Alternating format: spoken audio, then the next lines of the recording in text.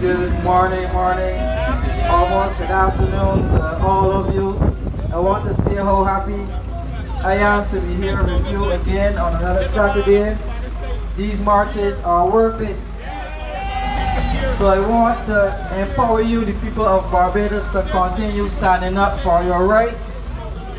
We have despots and dictators taking our every right from us. They are after our elderly, they are after our children, and now they are after the mothers of our children. What will you say when they come for you next?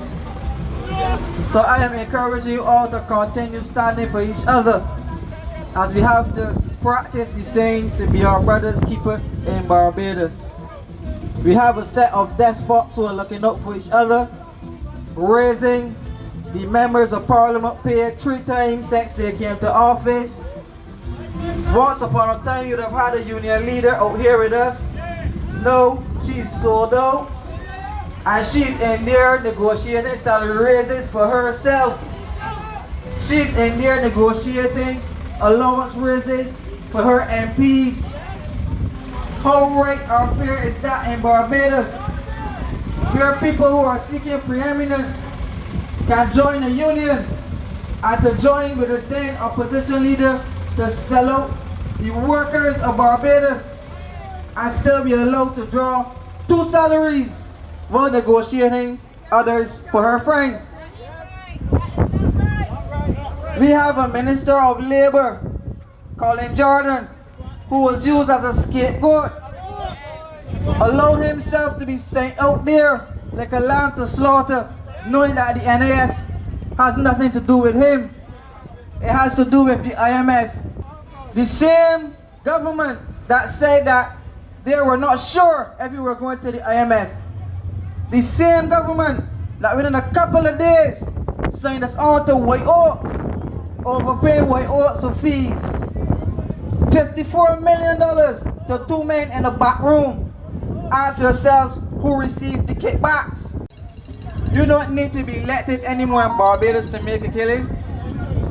Look at all of the consultants. $22 million worth for consultants. And what are we getting in return? Nothing. Nothing. They knocked down an entire building, the NIS building, old NIS building, from this side to build a park. That park is a collaboration with the impending Hyatt Hotel. The same land that they took away from Miss Ram, and then they passed the bill in Parliament called the Debt Settlement Bill. And this Debt Settlement Bill says that if we take your land, or if the government has any legal compensation for you, or if you have any medical injuries, they will pay you in bonds. So you're being robbed with people. What did they do to the bonds in this country in 2018? They wrote off $4 billion of taxpayers' money. $4 billion is split of a penny on average of White Oaks. They robbed the person's private treasury bills. That has never happened in the world besides in Russia. That has never happened in the world besides in Uruguay. So Barbados is up there making history, but not in a positive light. So what do we have?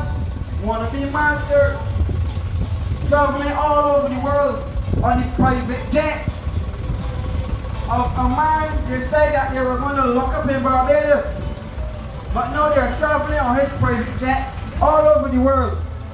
Can somebody tell us how much money he has made from travel out to the office of Prime Minister in this country? Kemar can say that a sewage tax made $80 million a month. How many of y'all are not connected to the sewage? But we still have to pay $80 million a month. And the wicked thing they did was to stop that tax from coming into the consolidated fund. And it's going directly to the water authority and supposedly straight to the sanitation. At the sanitation, how much money did that sewage tax they received so far?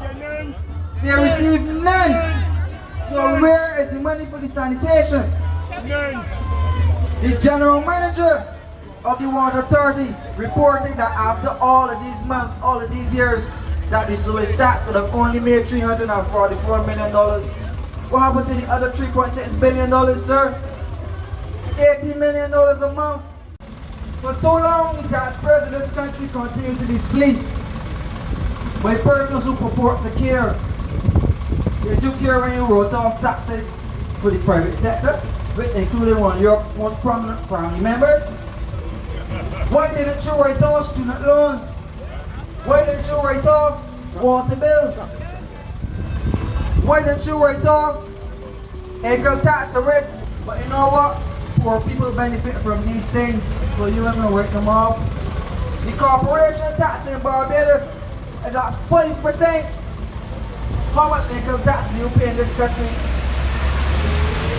Yeah, people pay upwards of 40% in income tax, but corporations pay 5%. All types of taxes they put on place. They place $350 million upwards of tax they put on the backs of Barbadians, all in the name of an IMF program. The leader of this country came to the public in a press conference and said to us, we are going back into another IMF program. This is after they denied it. When asked by a reporter if the second IMF program has anything to do with pension reform, she said no. Colin Jordan and the others, when they were asked, does this pension reform have anything to do with the IMF program, they said no. What they let him say? He said yes. Kevin Greenwich, he also said, when quiz, that the IMF has nothing to do with pensions and Barbados, and the IMF will never instruct Barbados to change its pension system. He said that. So why are we over here? So my people, I am saying to you, they continue to lie to us. They continue to deceive us. Young black boys in this country being shot down, murdered in cold blood. And we are appointed a minister for crime. But people are still being shot down. What is the role of the most incompetent Attorney General we've ever had, who stood up on this piece of land right here on my right and tried to justify the appointment of 2 deputy commissioners of police? You know, only provided for one. But they stood up right here.